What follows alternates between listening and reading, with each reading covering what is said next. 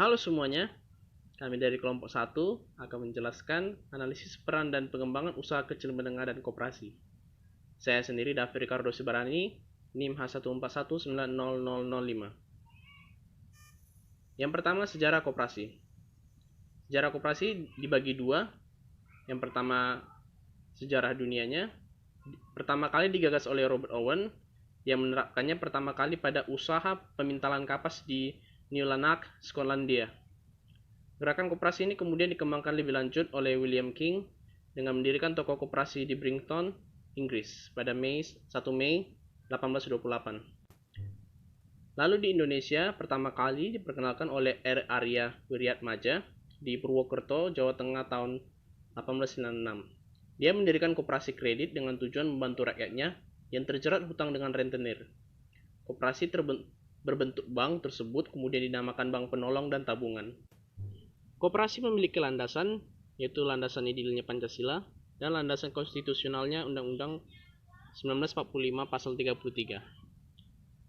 Berprinsip pada keanggotaan bersifat sukarela dan terbuka, pengelolaan dilakukan secara demokratis, memperkokoh perekonomian rakyat sebagai dasar kekuatan dan ketahanan perekonomian nasional dengan koperasi sebagai soko gurunya, pemberian balas jasa yang terbatas terhadap modal, dan kemandirian. Koperasi memiliki 4 jenis, yaitu koperasi konsumen, koperasi produsen, koperasi simpan pinjam, dan koperasi pemasaran.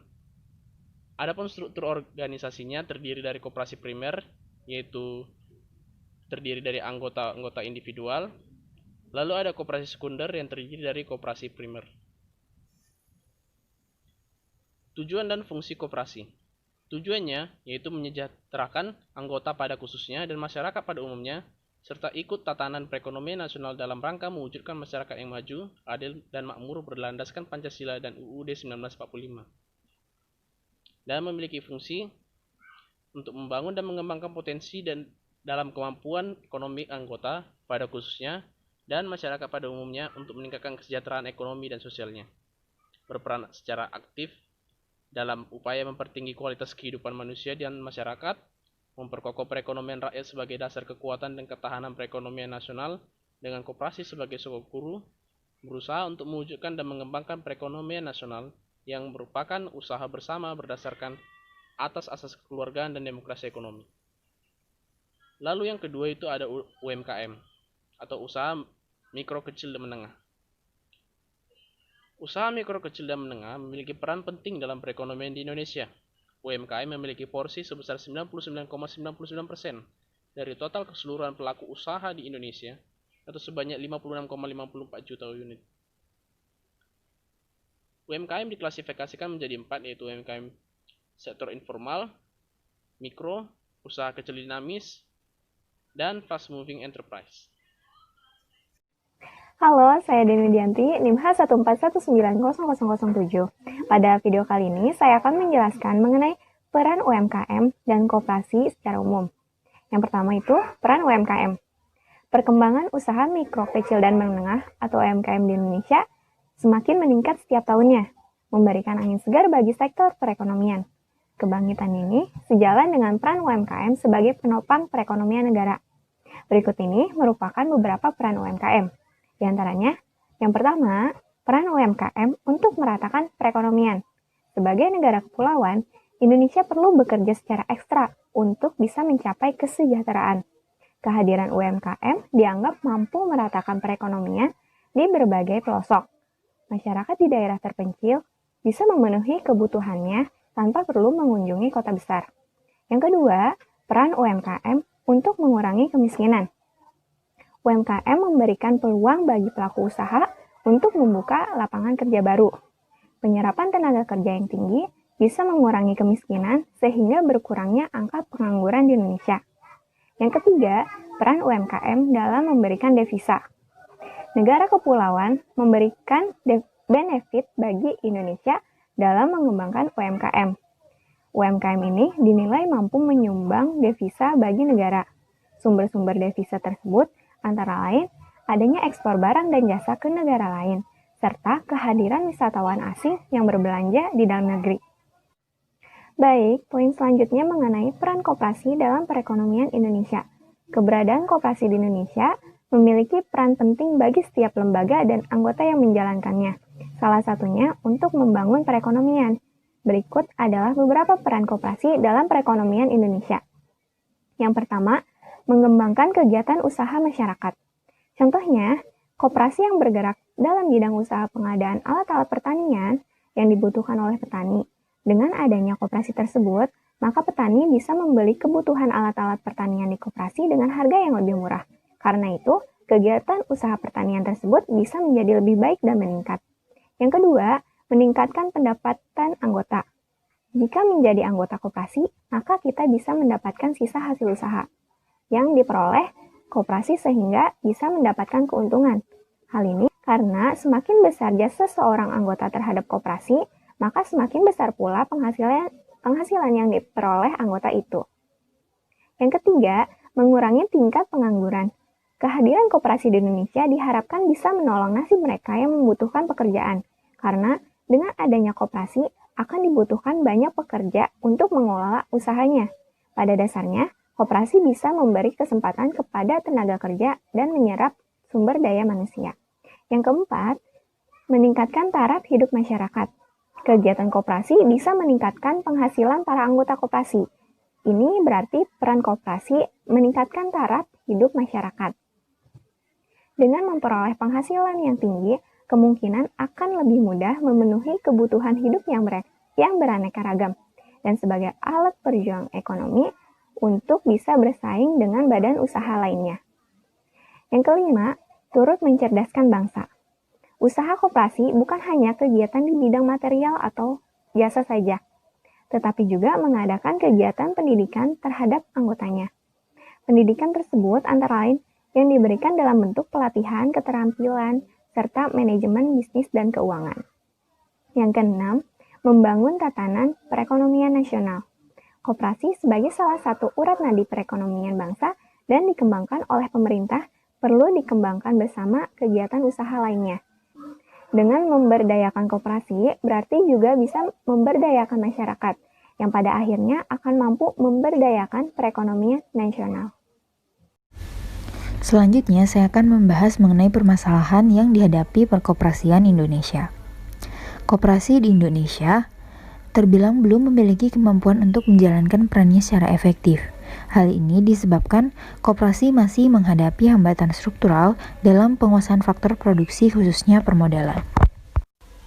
Adapun permasalahan koperasi meliputi permasalahan input dan output.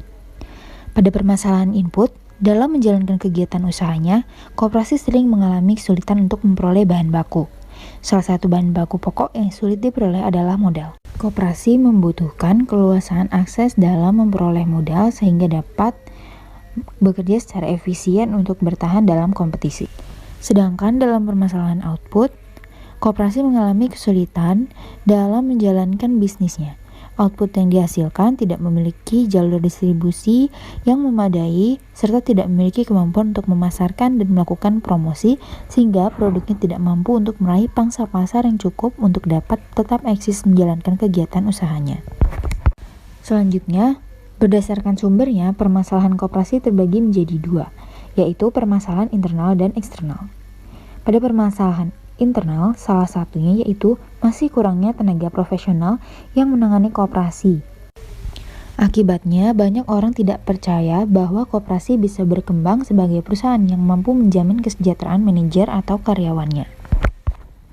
Adapun beberapa permasalahan terkait masalah regenerasi dalam pengurusan koperasi, diantaranya terlalu banyak pengurus koperasi yang telah lanjut usia sehingga kapasitasnya terbatas. Pengurus koperasi merupakan tokoh masyarakat sehingga terjadi rangkap jabatan. Hal ini menimbulkan akibat bahwa fokus perhatiannya terhadap pengelolaan koperasi berkurang sehingga kurang menyadari adanya perubahan-perubahan lingkungan. Adanya ketidakpercayaan kepada koperasi juga menimbulkan sulitnya koperasi dalam berkembang. Terbatasnya dana juga mengakibatkan tidak dilakukannya usaha pemeliharaan fasilitas seperti mesin-mesin.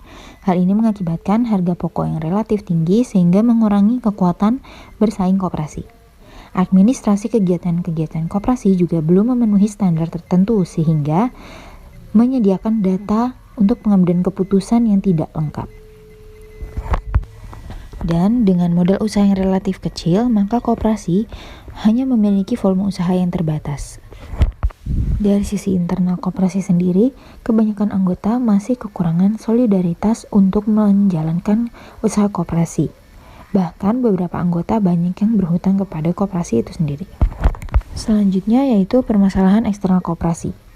Yang pertama adalah bertambahnya persaingan dari badan usaha lain secara bebas yang memasuki bidang usaha yang sedang ditangani oleh koperasi. Yang kedua, karena dicabutnya fasilitas-fasilitas tertentu, koperasi tidak dapat lagi menjalankan usahanya dengan baik. Adanya stigma negatif di masyarakat dan tingkat harga yang selalu berubah juga menjadi permasalahan perkembangan eksternal koperasi. Selanjutnya, saya akan membahas mengenai beberapa permasalahan yang dihadapi oleh UMKM. UKM sendiri merupakan salah satu sektor usaha yang besar kontribusinya terhadap pembangunan nasional, juga menciptakan peluang kerja yang cukup besar bagi tenaga kerja dalam negeri, sehingga sangat membantu upaya mengatasi pengangguran. Namun, masih terdapat beberapa permasalahan yang dihadapi oleh UKM. Ada dua jenis permasalahan, yaitu yang berdasarkan faktor internal dan faktor eksternal. Yang pertama, yang menjadi faktor internal adalah modal. Kurangnya pemodalan merupakan faktor utama yang diperlukan untuk mengembangkan suatu unit usaha. Kurangnya pemodalan UMKM oleh karena pada umumnya usaha mikro, kecil, dan menengah merupakan usaha perorangan, sehingga sifatnya tertutup dan mengandalkan modal dari si pemilik yang jumlahnya sangat terbatas, sedangkan modal pinjaman dari bank atau lembaga keuangan lainnya pun sulit diperoleh karena persyaratan yang tidak dapat dipenuhi oleh kebanyakan pengusaha UMKM. Yang kedua yaitu sumber daya manusia atau manajemen.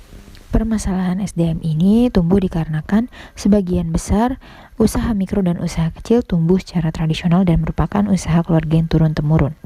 Keterbatasan SDM usaha mikro dan kecil baik dari segi pendidikan formal maupun pengetahuan sangat berpengaruh terhadap manajemen pengelolaan usahanya, sehingga usaha tersebut sulit untuk berkembang dengan optimal. Permasalahan internal yang ketiga yaitu dari faktor teknologi.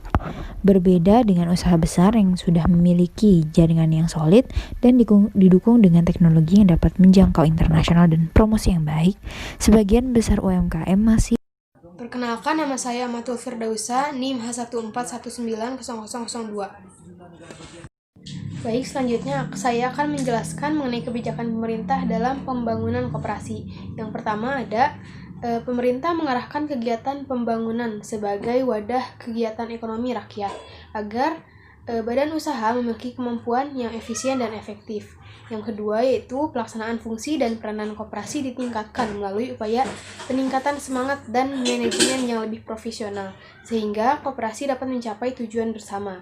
Yang ketiga, pemberian kesempatan berusaha seluas-luasnya di segala sektor ekonomi agar koperasi dapat mencapai skala ekonomis. Yang keempat, meningkatkan kerjasama antar koperasi agar dapat dikembangkan secara lebih nyata. Selanjutnya akan saya jelaskan mengenai peran pemerintah dalam pengembangan usaha mikro, kecil, dan menengah serta koperasi.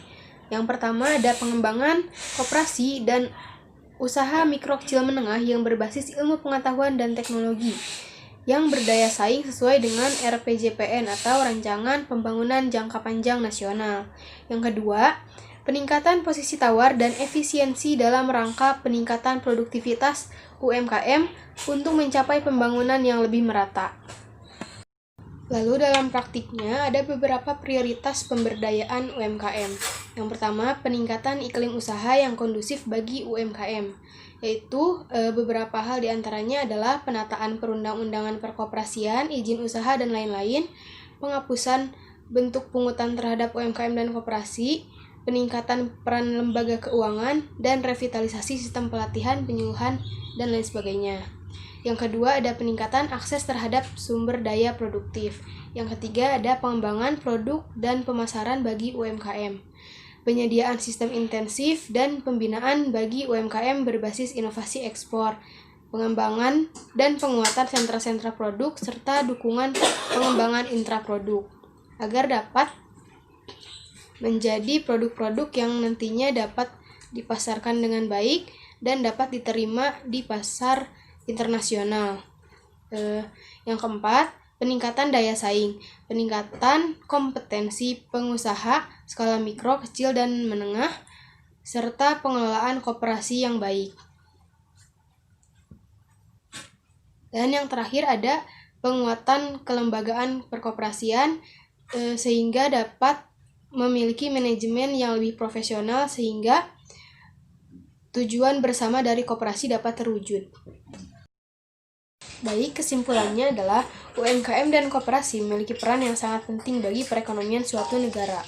UMKM dapat menyumbang PDB Indonesia dengan kontribusi yang sangat besar yaitu 60,34%, serta dapat menyerap tenaga kerja. Berdasarkan hal ini, UMKM dan koperasi perlu dikembangkan lebih lanjut. Namun, dalam hal ini, UMKM dan koperasi masih banyak mengalami hambatan seperti modal, sumber daya manusia, teknologi, iklim yang masih belum kondusif, sarana dan prasarana, otonomi daerah, sifat produk, serta terbatasnya akses pasar.